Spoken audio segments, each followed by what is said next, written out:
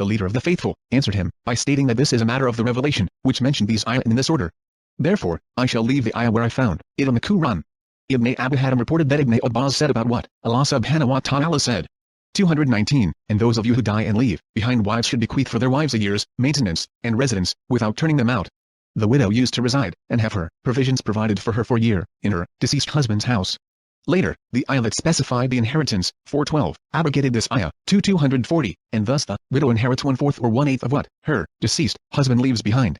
Ibn Abu Hatim also related that Ali ibn Abi Talib stated that Ibn Abbas said, when a man died and left behind a widow, she used to remain in his house for a year for her iddah, all the while receiving her provisions during this time. Thereafter, Allah subhanahu wa ta'ala revealed this ayah.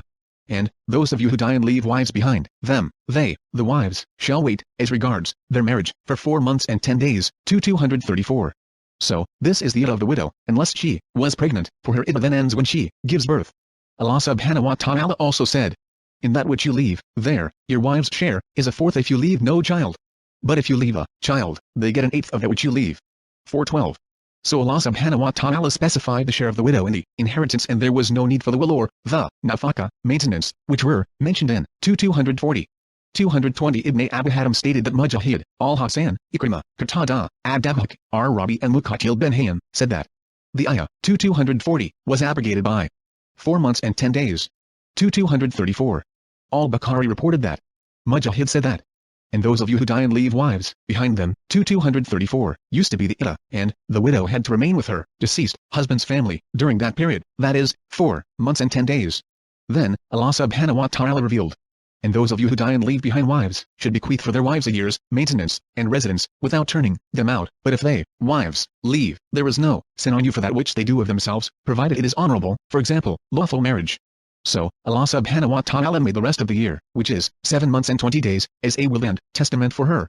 Consequently, if she wants, she could use her right in this will and remain in the residence for the rest of the year. Or, if she wants, she could leave the deceased husband's house after the 4 months and 10 days have passed. This is the meaning of what Allah subhanahu wa ta'ala said, without turning them out. But if they, wives, leave, there is no sin on you. Therefore, the required term of iddah is still unchanged. Refer to 234. Ada quoted Ibn Abbas. This ayah 240 has abrogated the requirement that the widow spends the iddah 221 with his, that is, her deceased husband's family. So, she spends her iddah wherever she wants. This is the meaning of what Allah subhanahu wa ta'ala said, without turning them out. Ada also said, if she wants, she spends the iddah with his family and resides there according to the will, meaning the rest of the year. If she wants, she is allowed to leave, for Allah subhanahu wa ta'ala said, there is no sin on you for that which they do of themselves. Ada then said, then, the ayah on the inheritance, referred to 412, came and abrogated the residence. Hence, the widow spends her iddah wherever she wants, and does not have the right to residence any more.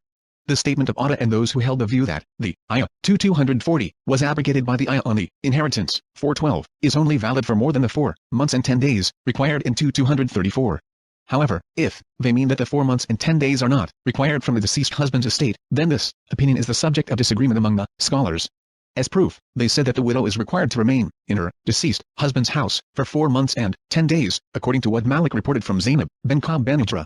She said that Faryal bin Malik bin Sinan, the sister of Abu Sa'id al-Khudri, told her that she came to Allah subhanahu wa ta'ala's messenger asking him to return to her family's residence with Banu Qudra. Her husband had pursued some of his servants who ran away, but when he reached the area of Al-Qadim, they killed him. 222 She said, so I asked Allah subhanahu wa ta'ala's messenger if I should stay with my family in Banu Qudra, for my deceased husband did not leave me a residence that he owns or nafaka, maintenance. Allah subhanahu wa ta'ala's messenger answered in the positive. While I was in the room, Allah subhanahu wa ta'ala's messenger summoned me or had someone summon me and said, what did you say? 223. I repeated the story to him about my deceased husband. He said, stay at your home until the term reaches its end. So I remained through the iddah term for 4 months and 10 days in my deceased husband's house. Thereafter, Uthman bin Affan sent for me during his reign and asked me about this matter, and I told him what happened. He made a judgment to the same effect. This hadith was also collected by Abu Dawud, at-Tirmizi, and Nasai and Ibn Majah. At-Tirmizi said, Hasan Sahih. The necessity of the marah, gift, at the time of divorce. Allah subhanahu wa ta'ala said, and for divorced women, maintenance should be provided on reasonable scale. This is a duty on all Mutakin, the pious. Abdurrahman bin Zayd bin Aslam said that when Allah subhanahu wa ta'ala's statement a gift of reasonable amount is a duty on the doers of good. 236 was revealed. A man said, if I want, I will be excellent, and if I do not, I will not. Thereafter, Allah subhanahu wa ta'ala revealed this ayah. And for divorced women, maintenance should be provided on reasonable scale. This is a duty on all mutakin, the pious. The scholars who ruled that the muta, reasonable gift, at the time of divorce is required for every divorced woman, whether she had a bridal money appointed for her or not, and whether the marriage was consummated or not, relied on this ayah. 241, when they issued their ruling. This is the view taken on the subject by Sa'id bin Jubair and several others among the Salaf, and also Ibn Jarir. Hence, Allah subhanahu wa ta'ala's statement, there is no sin on you, if you divorce women, while yet you have not touched, had sexual relation with them, nor appointed for them their due dowry. But bestow on them a suitable gift, the rich according to his means, and the poor according to his means. A gift of reasonable amount is a duty on the doers of good. 236. Only mentions some specifics of this general ruling. Allah subhanahu wa ta'ala then said. 224. Thus Allah subhanahu wa ta'ala makes clear his ayah, laws, to you. Meaning, what he allows, forbids, requires, his set limits, his commandments and his prohibitions are all explained and made plain and clear for you. He did not leave any matter in general terms if you needed the specifics, in order that you may understand. 225. Meaning, understand and comprehend. 243. Did you, O Muhammad, not think of those who went forth from their homes in the thousands, fearing death? Allah subhanahu wa ta'ala said to them, die. And then he restored them to life. Truly, Allah subhanahu wa ta'ala is full of bounty to mankind, but most men think not. 244. And fight in the way of Allah subhanahu wa ta'ala, and know that Allah subhanahu wa ta'ala is all-hearer, all-knower. 245. Who is he that will lend to Allah subhanahu wa ta'ala a goodly loan, so that he may multiply it to him many times? And it is Allah subhanahu wa ta'ala that decreases or increases your provisions, and unto him you shall return. The story of the dead people. Allah subhanahu wa ta'ala says, did you, O Muhammad, not think of those who went forth from their homes in the thousands, fearing death? Allah subhanahu wa ta'ala said to them, die. And then he restored them to life. Ibn Abu Hatim related that Ibn Abbas said that these people mentioned herein were the residents of a village called Dawardan. Ali bin Asim said that they were from Dawardan, a village several miles away from Wasit, in Iraq. And his Tafsir, Waqi bin Jarrah, said that Ibn Abbas commented, did you, O Muhammad, not think of those who went forth from their homes in thousands, fearing death? That they were 4,000 persons who escaped a plague that broke out in their land. They said, we should go to a land that is free of death. When they reached a certain area, Allah subhanahu wa ta'ala said to them, die, and they all died. Afterwards, one of the prophets passed by them, and supplicated to Allah subhanahu wa ta'ala to resurrect them, and Allah subhanahu wa ta'ala brought them back to life. So, Allah subhanahu wa ta'ala stated, did you, O Muhammad, not think of those who went forth from their homes in the thousands, fearing death? 226. Furthermore, several scholars among the Salaf said that these people were the residents of a city during the time of the children of Israel. The weather in their land did not suit them, and an epidemic broke out. They fled their land fearing death and took refuge in the wilderness. They later arrived at a fertile valley, and they filled what is between its two sides. Then Allah subhanahu wa ta'ala sent 2 angels to them, one from the lower side and the other from the upper side of the valley. The angels screamed once, and all the people died instantly, just as the death of one man. They were later moved to a different place, where walls and graves were built around them. They all perished, and their bodies rotted and disintegrated. Long afterwards, one of the prophets of the children of Israel, whose name was Ezekiel, passed by them and asked Allah subhanahu wa ta'ala to bring them back to life by his hand. Allah subhanahu wa ta'ala accepted his supplication and commanded him to say, O rotted bones, Allah subhanahu wa ta'ala commands you to come together. The bones of every body were brought together. Allah subhanahu wa ta'ala then commanded him to say, O bones, Allah subhanahu wa ta'ala commands you to be covered with flesh, nerves and skin. That also happened while Ezekiel was watching. Allah subhanahu wa ta'ala then commanded him to say, O souls, Allah subhanahu wa ta'ala commands you to return, each to the body that it used to inhabit. They all came back to life, looked around and proclaimed, all praise is due to you, O Allah subhanahu wa ta'ala. And there is no deity worthy of worship except you. Allah subhanahu wa ta'ala brought them back to life after they had perished long ago. We should state that bringing these people back to life is a clear proof that physical resurrection shall occur on the day of resurrection. 227. This is why Allah subhanahu wa ta'ala said, truly, Allah subhanahu wa ta'ala is full of bounty to mankind. Meaning, in that he shows them his great signs, sound proofs and clear evidences. But most men think not. As they do not thank Allah subhanahu wa ta'ala for what he has given them within their worldly life and religious affairs. The story of the dead people, above, also indicates that no caution can ever avert destiny, and that there is no refuge from Allah subhanahu wa ta'ala, but to Allah subhanahu wa ta'ala himself. These people departed from their land fleeing the epidemic and seeking to enjoy a long life. What they earned was the opposite of what they sought, as death came quickly and instantaneously and seized them all. There is an authentic hadith that Imam Ahmad reported, that Abdullah bin Abbas said that Umar bin al-Khattab once went to Ash-Sham, Syria. When he reached the area of Sur, he was met by the commanders of the army, Abu Ubaidah ben Jarrah and his companions. They told him that the plague had broken out in Sham. The hadith then mentioned that Abdurrahman bin Awf, who was away attending to some of his affairs, came and said, I have knowledge regarding this matter. I heard Allah subhanahu wa ta'ala's messenger say, 228 If the plague breaks out in a land that you are in, do not leave that land to escape from it. If you hear about it in a land, do not enter it. Umar then thanked Allah subhanahu wa ta'ala and went back. This hadith is also reported in the Sahihain. Abandoning jihad does not alter destiny. Allah subhanahu wa ta'ala said, and fight in the way of Allah subhanahu wa ta'ala and know that Allah subhanahu wa ta'ala is all-hearer, all-knower. This ayah indicates that just as caution does not alter destiny, abandoning jihad will neither bring the appointed term closer nor delay it. Rather, destiny and the appointed provisions are fixed and shall never be changed or altered, neither by addition nor deletion. Similarly, Allah subhanahu wa ta'ala said, they are the ones who said about their killed brethren while they themselves sat at home, if only they had listened to us, they would not have been killed. Say, avert death from your own selves, if you speak the truth. 3:168. Allah subhanahu wa ta'ala said, they say, our Lord, why have you ordained for us fighting? Would that you had granted us respite for a short period. 229 Say, short is the enjoyment of this world. The hereafter is far better for him who fears Allah subhanahu wa ta'ala, and you shall not be dealt with unjustly even, equal to the fatila, a scalish thread in the long slit of a date stone. Wheresoever you may be, death will overtake you even if you are in fortresses built up strong and high. 477-78. Abu Sulayman, Khalid bin al-Walid, the commander of the Muslim armies, the veteran among Muslim soldiers, the protector of Islam and the sword of Allah subhanahu wa ta'ala that was raised above his enemies, said while dying, I have participated in so and so number of battles. There was not a part of my body, but suffered a shot of an arrow, a stab of a spear, or a strike of a sword. Yet, here I am, I die on my bed just as the camel dies. May the eyes of the cowards never taste sleep. He, may Allah subhanahu wa ta'ala be pleased with him, was sorry and in pain because he did not die as martyr in battle. He was sad that he had to die on his bed. The good loan and its reward. Allah subhanahu wa ta'ala said, who is he that will lend to Allah subhanahu wa ta'ala a goodly loan so that he may multiply it to him many times?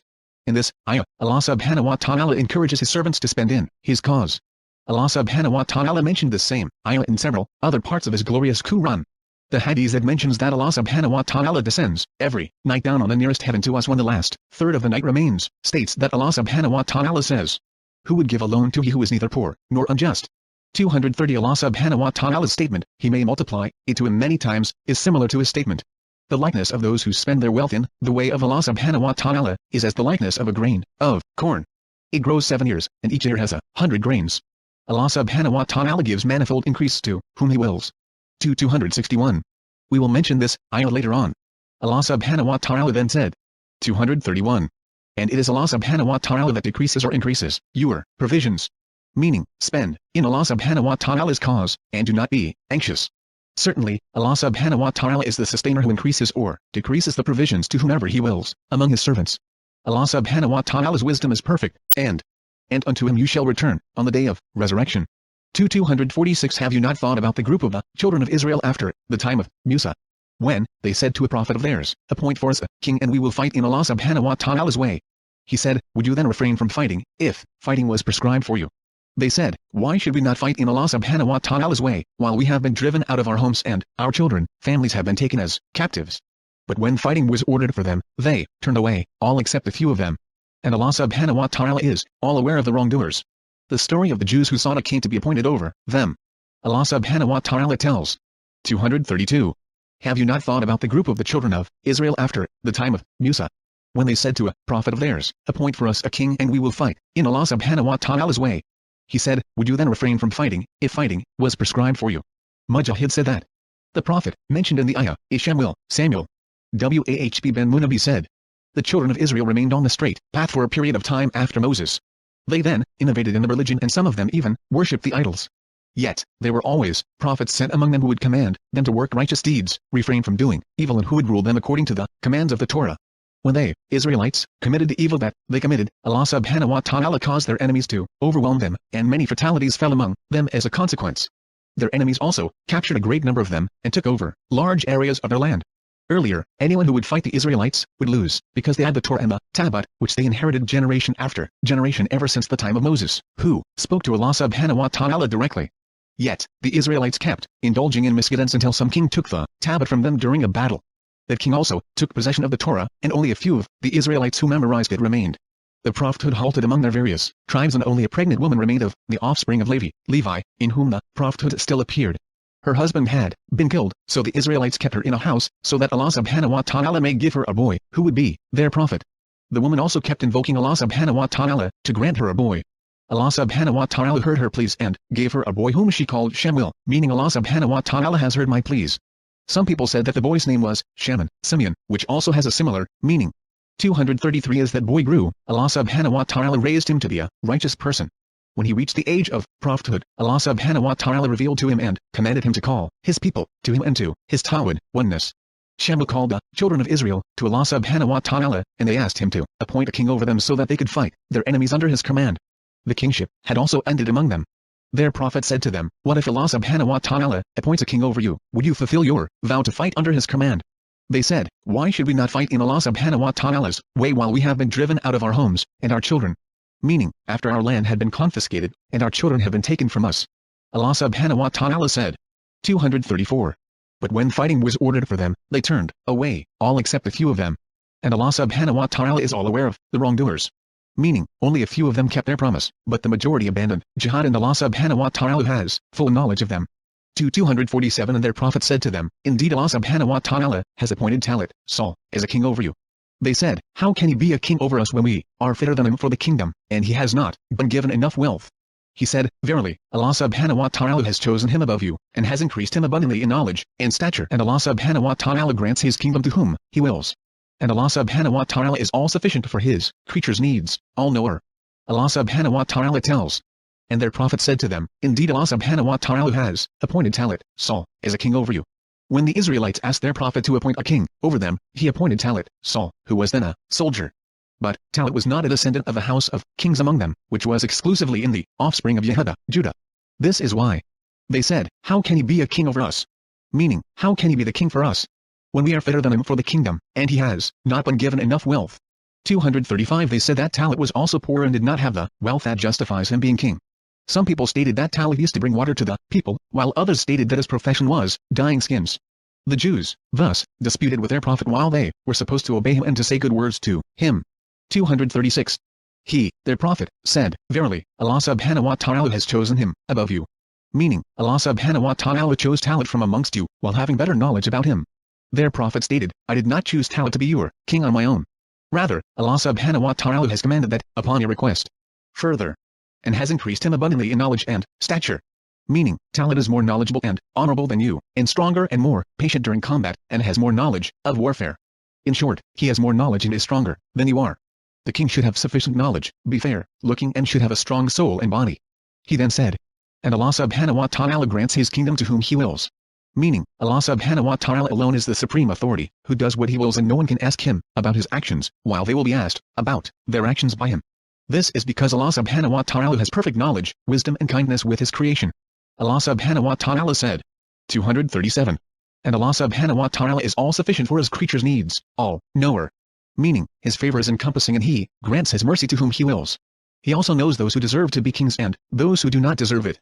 248 And their prophet said to them, verily, the sign of his kingdom is that there shall come to you a tablet, wherein is sakina, peace and reassurance, from your Lord, and a remnant of that which Musa, Moses, and Aaron left behind, carried by the angels. Verily, and this is a sign for you if you are indeed believers. Allah subhanahu wa ta'ala tells that. And their prophet said to them, verily, the sign of his kingdom is that there shall come to you a tablet. Their prophet then proclaimed, the sign of the blessings of Talit's kingship over you is that Allah subhanahu wa ta'ala will give you back the tablet, wooden box, that has been taken from you. Allah subhanahu wa ta'ala said, wherein is sakina from your Lord, meaning peace, or grace, and reassurance. Abdur-Razzaq stated that Qatada said, wherein is sakina, means grace. In addition, Arabi said that sakina means mercy. This is also the meaning given by Ibn Abbas, as al-Afi narrated. Allah subhanahu wa ta'ala then said, and a remnant of that which Musa, Moses, and Aaron left behind. Ibn Jarir related that Ibn Abbas said about this ayah, meaning Moses' staff and the remnants of the tablets. This is the same Tafsir of Qatada, as Sudi, Rabi bin Anas and Ikrimah, who added, and also, the Torah. Abdur-Razzaq said that he asked Ath-Thawri about the meaning of and a 238 remnant of that which Musa, Moses, and Aaron left behind. Ath-Thawri said, Some said that it contained a pot of manna and the remnants of the tablets, while some others said that it contained Moses' staff and 2 shoes, and referred to 2012. Allah subhanahu wa ta'ala then said, carried by the angels. Ibn Jurayj stated that Ibn Abbas said, 239. The angels came down while carrying the tabut between the sky and the earth, until they placed it before Talut while the people were watching. As Sudi said, the tabut was brought to Talut's house, so the people believed in the prophethood of Shaman, Simeon, and obeyed Talut. The prophet then said, verily, in this is a sign for you, testifying to my truth in what I was sent with, my prophethood, and my command to you to obey, Talut. If you are indeed believers in Allah subhanahu wa ta'ala and the hereafter. 249 Then when Talut set out with the army, he said, verily, Allah subhanahu wa ta'ala will try you by a river. So, whoever drinks thereof, he is not of me. And, whoever tastes it not, he is of me, except him who takes thereof in the hollow of his hand. Yet, they drank thereof, all, except a few of them. So when he had crossed it, the river, he and those who believed with him, they said, we have no power this day against Jalut, Goliath, and his hosts. But those who knew with certainty that they were going to meet Allah subhanahu wa ta'ala, said, how often has a small group overcome a mighty host by Allah subhanahu wa ta'ala's leave? And Allah subhanahu wa ta'ala is with the Sabirin, the patient. Allah subhanahu wa ta'ala tells. 240. Then when Talut set out with the army, Allah subhanahu wa ta'ala states that Talut, the king of the children of Israel, marched forth with his soldiers and the Israelites who obeyed him. His army was of 80,000 then, according to As-Sudi, but Allah subhanahu wa ta'ala knows best. Talut said. 241. He said, verily, Allah subhanahu wa ta'ala will try you by a river. Meaning, he will test you with a river, which flowed between Jordan and Palestine, that is, the Sharia river, according to Ibn Abbas and others. He continued. So whoever drinks thereof, he is not of me. Meaning, shall not accompany me today. And whoever tastes it not, he is of me, except him who takes thereof in the hollow of his hand. Meaning, there is no harm in this case. Allah subhanahu wa ta'ala then said. Yet, they drank thereof, all, except a few of them. Ibn Jurayj stated that Ibn Abbas commented. Whoever took some of it, the river's water, in the hollow of his hand, quenched his thirst. As for those who drank freely from it, their thirst was not quenched. Ibn Jarir reported that Al-Bara bin Azib said, we used to say that the companions of Muhammad who accompanied him on the battle of Badr were more than 310, just as many as the soldiers who crossed the river with Talut. Only those who believed crossed the river with him. Al-Baqarah also reported this. This is why Allah subhanahu wa ta'ala said. So when he had crossed it, the river, he and those who believed with him, they said, we have no power this day against Jalut, Goliath, and his hosts. This ayah indicates that the Israelites, who remained with Saul, thought that they were few in the face of their enemy who were many then. So, their knowledgeable scholars strengthen their resolve by stating that Allah subhanahu wa ta'ala's promise is true and that triumph comes from Allah subhanahu wa ta'ala alone, not from the large numbers or the adequacy of the supplies. But those who knew with certainty that they were going to meet Allah subhanahu wa ta'ala, said. 242. How often has a small group overcome a mighty host, by Allah subhanahu wa ta'ala's leave, and Allah subhanahu wa ta'ala is with his Sabirin, the patient. 250 And when they advanced to meet Jalut, Goliath, and his forces, they invoked, our Lord. Pour forth on us patience, and set firm our feet and make us victorious over the disbelieving people. 251 So they routed them by Allah subhanahu wa ta'ala's leave, and David, killed Jalut, Goliath, and Allah subhanahu wa ta'ala gave him, Dawood, the kingdom, after the death of Talut, and Samuel, and all hikmah, prophethood, and taught him of that which he willed. And if Allah subhanahu wa ta'ala did not check one set of people by means of another, the earth would indeed be full of mischief. But Allah subhanahu wa ta'ala is full of bounty to the layman, mankind, jinn and all that exists. 252 These are the verses of Allah subhanahu wa ta'ala, we recite them to you, O Muhammad, in truth, and surely, you are one of the messengers of Allah subhanahu wa ta'ala. Allah subhanahu wa ta'ala further tells. 243. And when they advanced to meet Jalut, Goliath, and his forces, when the faithful party, who were few under the command of Talut, faced their enemy, who were many under the command of Jalut, they invoked, our Lord. Pour forth on us patience. Meaning, send down patience on us from you. And set firm our feet. 244. Meaning, against the enemy, and save us from running away and from feebleness. And make us victorious over the disbelieving people. Allah subhanahu wa ta'ala said. So they routed them by Allah subhanahu wa ta'ala's leave. Meaning, they defeated and overwhelmed them by Allah subhanahu wa ta'ala's aid and support. Then, and Dawood killed Jalut. Israelite accounts claim that Prophet David killed Goliath with a slingshot that he had, which he launched at Goliath, causing his death. Talut promised that whoever killed Jalut would marry his daughter and would share his kingship and authority. He kept his promise. Later, the kingship was transferred to Prophet Dawood in addition to being granted prophethood by Allah subhanahu wa ta'ala. So, Allah subhanahu wa ta'ala said. And Allah subhanahu wa ta'ala gave him, Dawood, the kingdom. The Talut hadn't. And all hikmah that comes with the prophethood, meaning, after Shemuel. Allah subhanahu wa ta'ala then said. 245. And taught him of that which he willed. meaning, what he willed of the knowledge that he bestowed on Prophet Dawud. Next, Allah subhanahu wa ta'ala said, and if Allah subhanahu wa ta'ala did not check one set of people by means of another, the earth would indeed be full of mischief. This ayah indicates that if it were not for the fact that Allah subhanahu wa ta'ala checks one set of people with another, such as when Talut and the bravery of Dawud helped the children of Israel against Goliath, then people would have perished. Similarly, Allah subhanahu wa ta'ala said, for had it not been that Allah subhanahu wa ta'ala checks one set of people by means of another, monasteries, churches, synagogues, and masjids, wherein the name of Allah subhanahu wa ta'ala is mentioned much, would surely have been pulled down. 2240. Allah subhanahu wa ta'ala then said, but Allah subhanahu wa ta'ala is full of bounty to the layman, mankind, jinn, and all that exists. Meaning, by his mercy and favor he fixes some of them by some others. Surely, Allah subhanahu wa ta'ala has the wisdom, the supreme authority and the clear proof against his creation in all of his actions and statements. Allah subhanahu wa ta'ala said, these are the verses of Allah subhanahu wa ta'ala, we recite them to you, O Muhammad, in truth, and surely, you are one of the messengers of Allah subhanahu wa ta'ala. This ayah states, these ayah, verses, of Allah subhanahu wa ta'ala, that we have narrated for you in truth conform to the exact manner that these stories have occurred and to the truth that still remain in the divine books that the scholars of the children of Israel have and know. Allah subhanahu wa ta'ala said, O Muhammad, you are one of the messengers of Allah subhanahu wa ta'ala, emphatically stating the truth of his prophethood. 253 Those messengers. We preferred some of them to others. To some of them Allah subhanahu wa ta'ala spoke directly. Others he raised to degrees of honor. And to Isa, the son of Maryam, we gave clear proofs and evidences, and supported him through Al-Qudus, Jibril. If Allah subhanahu wa ta'ala had willed, succeeding generations would not have fought against each other, after clear verses of Allah subhanahu wa ta'ala had come to them, but they differed, some of them believed and others disbelieved. 246. If Allah subhanahu wa ta'ala had willed, they would not have fought against one another, but Allah subhanahu wa ta'ala does what he wills. Allah subhanahu wa ta'ala honored some prophets above others. Allah subhanahu wa ta'ala says, those messengers. We preferred some of them to others. Allah subhanahu wa ta'ala states that he has honored some prophets to others.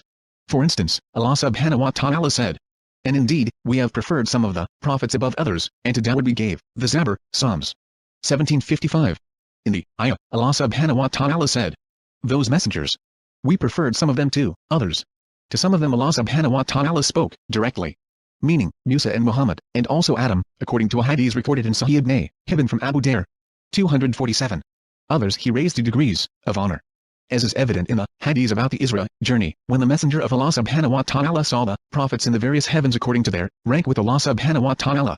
If somebody asks about the collective meaning of this ayah and the hadith that the two sahihs collected from Abu Hurairah, which states, once, a Muslim man and a Jew had an argument, and the Jew said, no, by him who gave Musa superiority over all human beings. Hearing him, the Muslim man raised his hand and slapped the Jew on his face and said, over Muhammad too, O evil one. The Jew went to the Prophet and complained to him, and the Prophet said, don't give me superiority above the prophets, for the people will become unconscious on the day of resurrection, and I will be the first to be resurrected to see Musa holding onto the pillar of Allah subhanahu wa ta'ala's throne.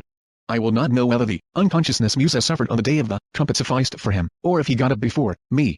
So, do not give me superiority above the prophets. In another narration, the Prophet said, do not give superiority to some prophets above others. The answer to this question is that this hadith prohibits preferring some prophets above others in cases of dispute and argument, such as the incident mentioned in the hadith. The hadith indicates that it is not up to creation to decide which prophet is better, for this is Allah subhanahu wa ta'ala's decision. The creation is only required to submit, to obey and believe in Allah subhanahu wa ta'ala's decision. Allah subhanahu wa ta'ala's statement. 248 And we gave Isa, the son of Maryam, clear signs. Refers to the proofs and unequivocal evidences that testify to the truth that Isa delivered to the children of Israel, thus testifying that he was Allah subhanahu wa ta'ala's servant and his messenger to them. 249. And supported him through Al-Qudus. Meaning Allah subhanahu wa ta'ala aided Isa with Jibril, peace be upon him. Allah subhanahu wa ta'ala then said, if Allah subhanahu wa ta'ala had willed, succeeding generations would not have fought against each other, after clear verses of Allah subhanahu wa ta'ala had come to them, but they differed, some of them believed and others disbelieved. If Allah subhanahu wa ta'ala had willed, they would not have fought against one another. Meaning all this happened by Allah subhanahu wa ta'ala's decree, and this is why he said next. But Allah subhanahu wa ta'ala does what he wills. 254 O you who believe. Spend of that with which we have provided for you, before a day comes, when there will be no bargaining, nor friendship, nor intercession. And it is the disbelievers who are the wrongdoers. Allah subhanahu wa ta'ala says, O you who believe. Spend of that with which we have provided for you. Allah subhanahu wa ta'ala commands his servants to spend for his sake, in the path of righteousness, from what he has granted them, so that they acquire and keep the reward of this righteous deed with their Lord and King. Let them rush to perform this deed in this life, before a day comes 250. Meaning, the day of resurrection, when there will be no bargaining, nor friendship, nor intercession. This ayah indicates that on that day, no one will be able to bargain on behalf of himself or ransom himself with any amount, even if it was the earth's fill of gold. Nor will his friendship or relation to anyone benefit him.